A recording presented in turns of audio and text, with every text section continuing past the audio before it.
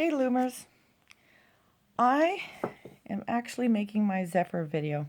It's a long time coming, I know, but it's a lot harder than you think. So this was my Zephyr Stitch that I entered into the fair, and I won third place, yay! As you see, it has lots of colors in it. That's because I used Northern Lights by Charisma, and I love how the colors play out in it. But this was not my first Zephyr. My first Zephyr is this right here. Never actually finished it, but as you see, it is a natural curl, which I did not mean to do, but I actually think it's kind of neat. This is what happens when you only Zephyr in one direction. So anyway, after that, I tried to make it not curl, and I came up with this. This is why I go both directions, because it keeps it nice and flat. And this was using only one strand of yarn, multicolored. And then after this, someone gave me the idea to do stripes. And this was the first striped scarf I did, where the pattern, the stitch itself, I felt satisfied with. I took a long time to work out the kinks in it, but I finally did it here. And I went from here to making the one in Charisma. So I'm going to show you the kind, this is the striped Zephyr, and this is what I'm going to show you in this video. And once you know how to do the stitch, and I release the patterns, then you'll be able to know what to do. So here we go to start. Okay, there we go. Alright, here I have cast on a vertical stripe stockinette, and if you want to know how to do that, I already made a video for it, so feel free to go back and watch that. It is the basis for the stitch, and you need it to be able to do it. So we start with a vertical stripe stockinette, and we wrap the strands, as always, and we are going to start with the counterclockwise Zephyr, called counterclockwise because it goes around the board counterclockwise. On the top peg on the left side, I'm going to wrap number 1, come under number 2, go up and wrap number 3.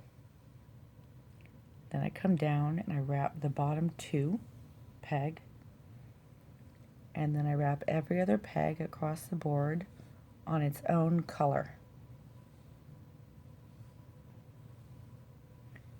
And then when I run out of top pegs, I come down and I E-wrap the bottom peg on the end.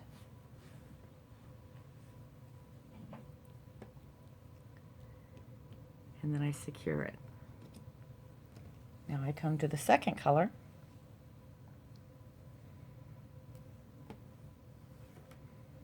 and I wrap the top second peg, the bottom first peg, and then wrap every other peg across the board on its own color.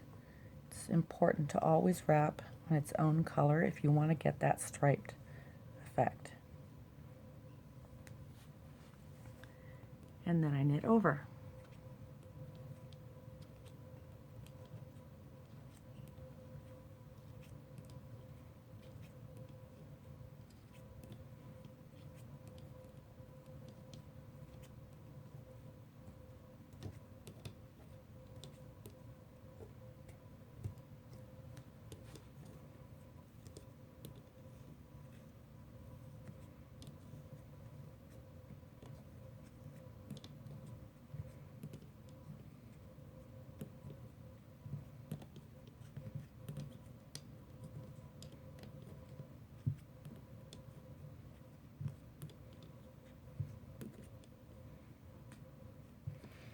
Okay, once I'm knit over, I'm ready to actually Zephyr the stitch. I move these up and out of the way. I take the bottom right stitch that my first color working yarn is coming off of. I take it off the peg and I put it over here on the end peg. And I take the second one that the second working yarn is coming off of and put it on that empty peg.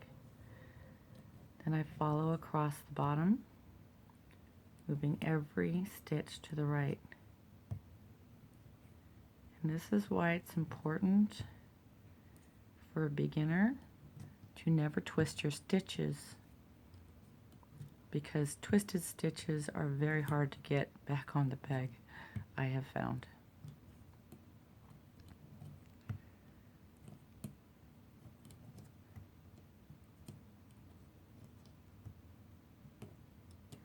Okay, we got the last one on the bottom over.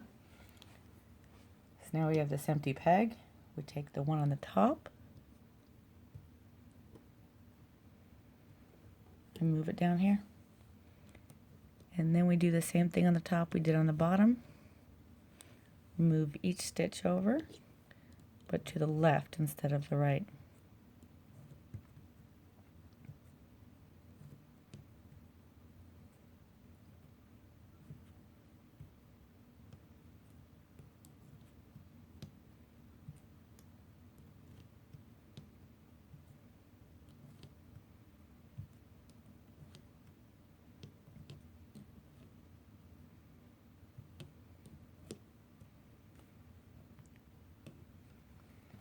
And once we have that empty peg on the end,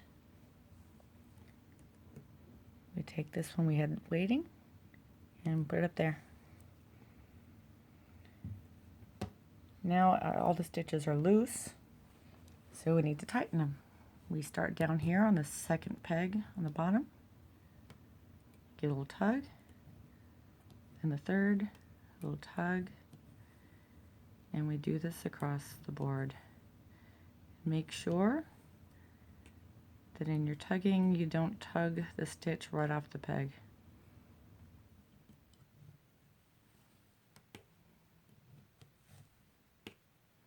Oh.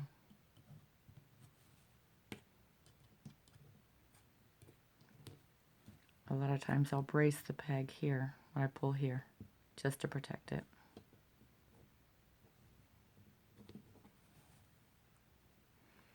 And then we pull it out with the working yarn. Now the stitches are nice and tight. We want to center them so it's even. And that was the counterclockwise Zephyr. Now I'm going to show you the clockwise Zephyr, and that is starting on the right side.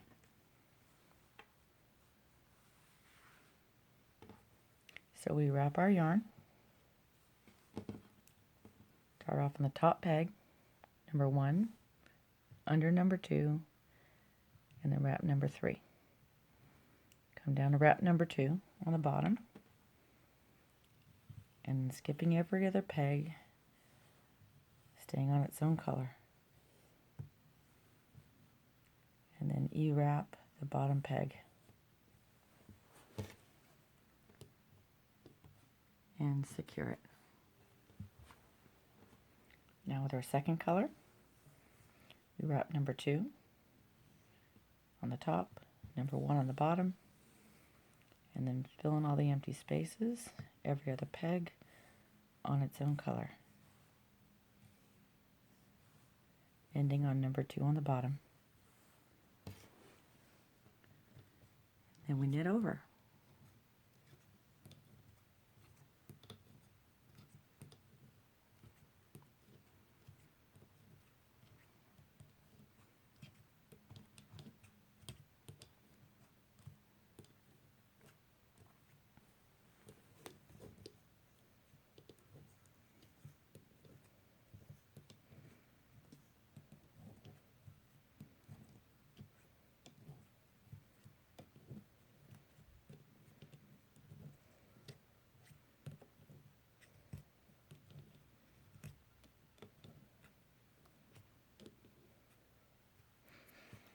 Once we're knit over, we come over here to our working yarn,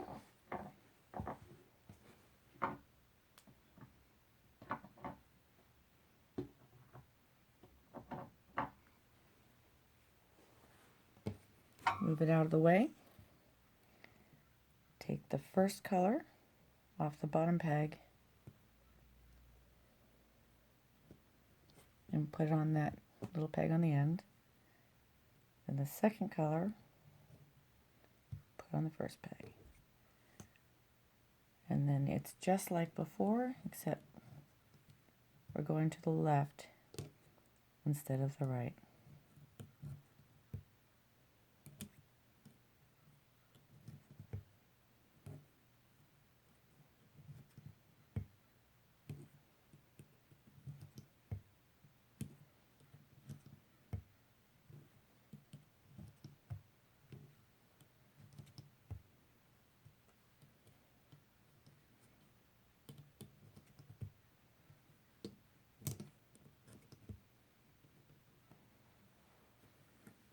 This came unknitted.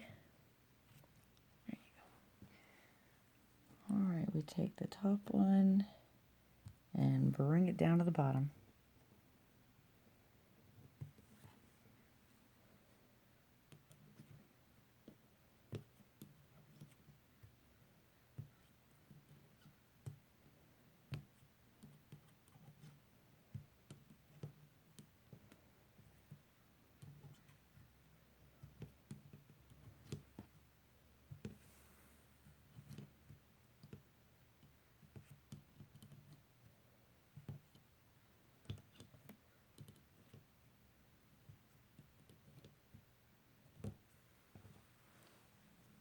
We're working yarn out of the way.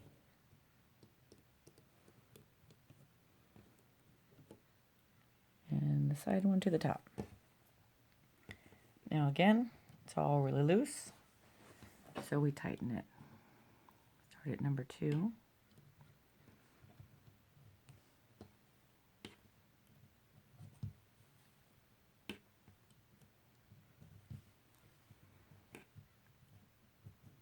As I said before, to be safe, put your finger on the peg with the loose one. Just make sure it doesn't come off.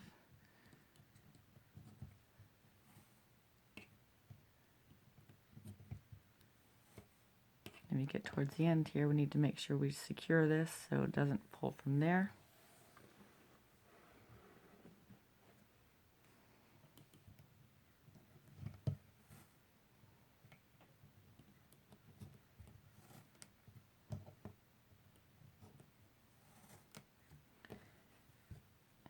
And then pull the working yarn tight.